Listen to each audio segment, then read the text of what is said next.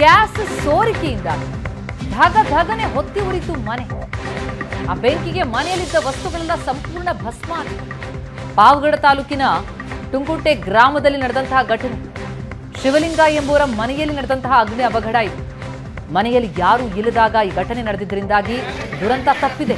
Arsikere police ಠಾಣೆಯಲ್ಲಿ ಪ್ರಕರಣ ದಾಖಲಾಗಿದೆ. ದೃಶ್ಯಗಳನ್ನು ನೋಡ್ತಾ ಇದ್ದೀವಿ.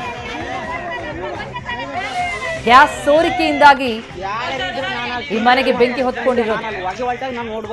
ಮನೆಯಲ್ಲಿ ಯಾರೂ ಇರಲಿಲ್ಲ ಆ ಸಂದರ್ಭದಲ್ಲಿ, ಹಾಗಾಗಿ ಯಾವುದೇ ಪ್ರಾಣಾಪಾಯ ಸಂಭವಿಸಿಲ್ಲ. ಆದರೆ ಮನೆಯಲ್ಲಿರುವಂತಹ ವಸ್ತುಗಳೆಲ್ಲ ಸಂಪೂರ್ಣ ಭಸ್ಮ ಆಗಿದೆ.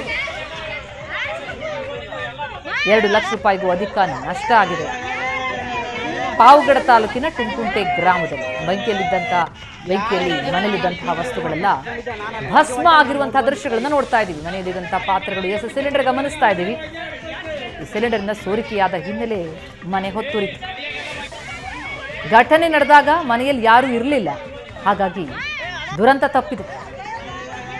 ಘಟನಾ ಸ್ಥಳಕ್ಕೆ ಅಗ್ನಿಶಾಮಕ ದಳದ ಸಿಬ್ಬಂದಿ ಆಗಮಿಸಿದ್ರು. ಸ್ಥಳೀಯರು ಕೂಡ ಅದನ್ನು ನಡೆಸುವಂತಹ ಪ್ರಯತ್ನಕ್ಕೆ ಮುಂದಾದರು. ಅರಸೀಕೆರೆ ಪೊಲೀಸ್ ಠಾಣೆಯಲ್ಲಿ ಪ್ರಕರಣ ದಾಖಲಾಗಿದೆ.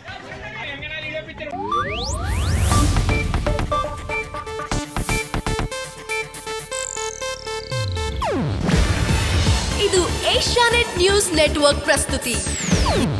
ನೀವು ನೋಡ್ತಿದ್ದೀರಾ ಏಷ್ಯಾನೆಟ್ ಸುವರ್ಣ ನ್ಯೂಸ್.